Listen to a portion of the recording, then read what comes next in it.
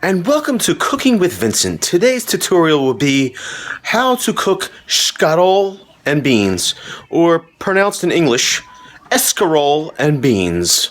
First step, chop some onion. First we gotta peel the onion because we don't want any skins in there.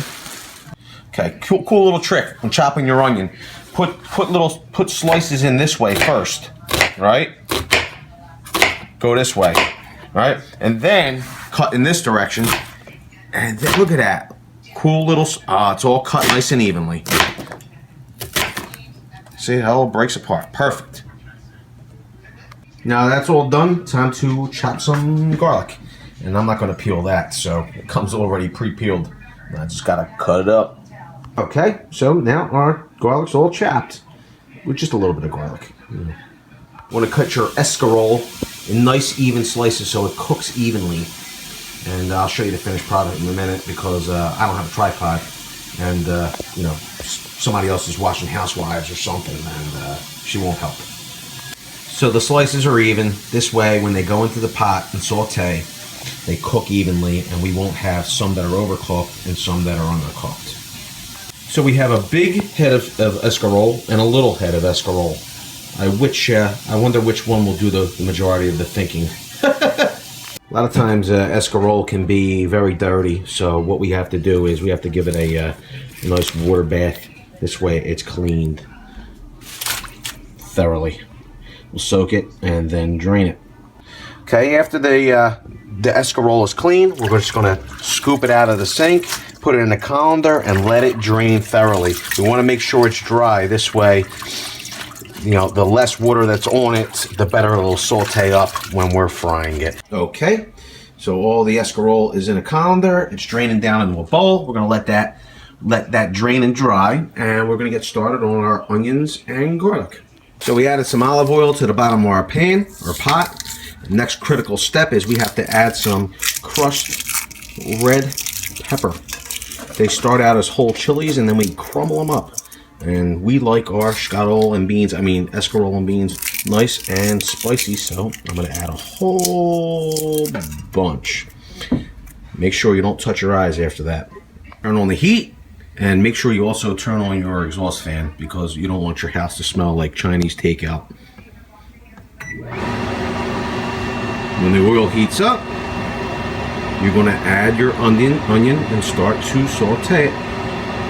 Okay, so we're ready to add our onion. Always want to saute your onion first because the water content of the onion is higher than the garlic. If you add both at the same time, by the time the onion is sauteed thoroughly, the garlic will be burnt. So we're going to add our onion to a nice hot pan. Ooh, look at that.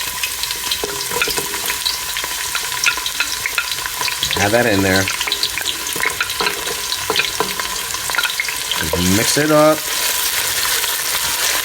Wait for it to get nice and translucent, maybe even a little brown. Translucent. And then we'll add our garlic.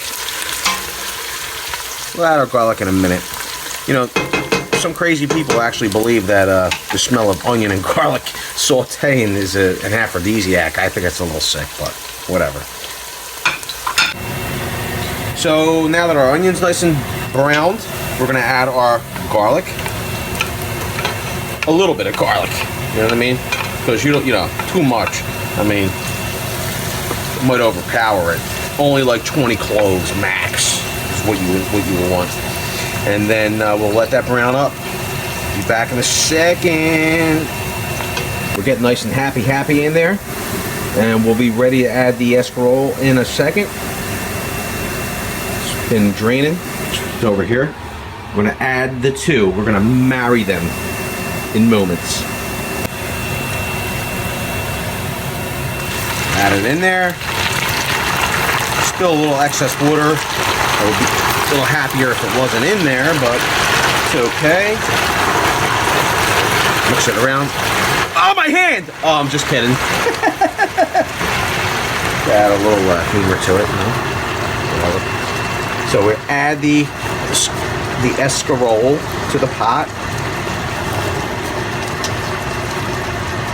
We want to shake off as much water as possible because we don't want to slow down the cooking process. We want to saute not steam, not boil. So see the water coming off here? And I mean, it's dripping on the countertop. I'd rather it be on the countertop than in the pot, quite frankly.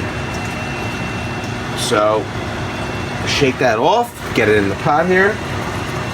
I'd rather it be on the pot. I'd rather it be on the floor than be in the pot, actually. So there goes that. And we're gonna stir this around. We're gonna switch over. We're gonna switch over from the wooden spoon. Oh God, the old Bowdor here, and we're gonna stir this.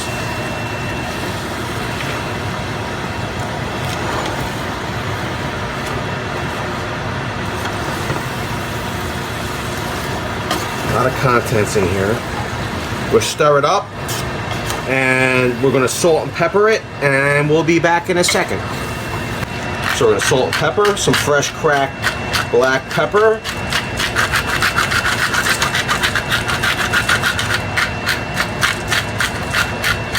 Smells so good.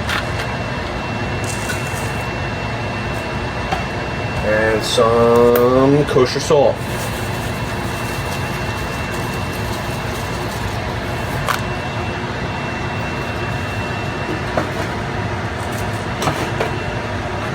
We'll stir it up.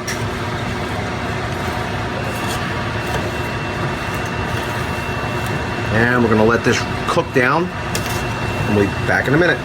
So we're cooking down. A couple minutes, we'll be ready to add our beans. I swear, sometimes I wish I had a wok burner. So we're ready for the next step because exactly 12 minutes has elapsed. Psych! We're Italian, we don't cook that way. 12 minutes has elapsed. No, we look at the dish and we judge by the sound. We hear, oh, I hear the sizzle. Okay, we're ready for the next step because of the sound and the smell. At this point, we have a little bit of, see that nice goodness at the bottom of the pot? Because of the sauteing. We're ready for our next step because we want to deglaze that with our beans and our juice. We add that to the pot. Boom! As Irma would say, of course. Bam. Or bam, bam, whatever, right away. Okay, we add our beans. We're gonna let that cook down a little bit. I gotta tell you, this is almost done. This is almost done. I gotta tell you, 5 minutes from now, you can either eat this with a loaf of bread from one of my favorite bakeries, Kasha, or you could do what we're gonna do. We're gonna boil some pasta, and we're gonna eat this with pasta and some bread. But we'll check back with you in a second. So as you can see, we added the beans and the juice that was in it, and the pot is deglazed. All that goodness has come up, and it smells delicious. I mean, if there was smell-o-vision, you people would be in heaven. I know I look like a thug. I can't help it.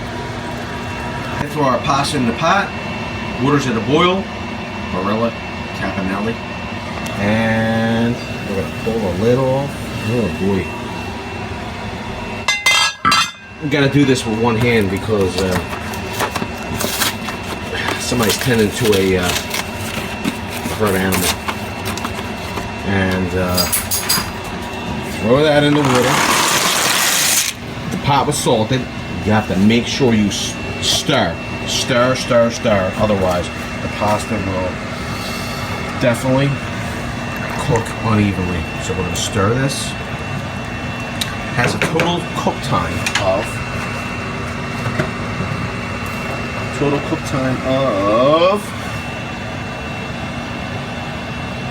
what the hell? Doesn't say. Let's see here. She's saying it says on the front. Where? Where? Okay. 10, 11 minutes. We gotta wait 10, 11 minutes to eat. So we'll be back with you in 10 or 11 minutes. But because of the magic of video editing, we'll see you in a second. want to test your pasta, make sure it's al dente. And we're right at the 10 to 11 minute mark. So let's test this out. Oh my God! Hold on! Oh! It's on. Okay, we're back. So we're ready to drain our pasta. It's definitely ready. So we're gonna dump it into a colander.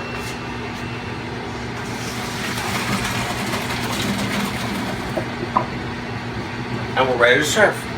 So we're all ready to serve our escarole and beans. We serve ours with pasta. So what we'll do is we'll put a little bit of escarole and beans at the bottom. And we'll put some pasta on top.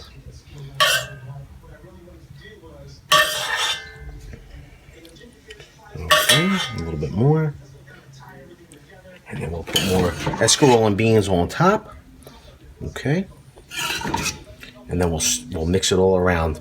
For the exact measurements and quantities of this recipe, visit our site. I'm only kidding. We're Italian. We don't cook that way.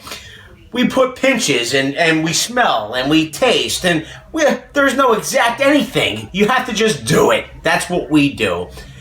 If you like this video, we hope you give it a like, comment, and subscribe. If you dislike this video, you know what to do. And as always, thanks a lot and have a great day.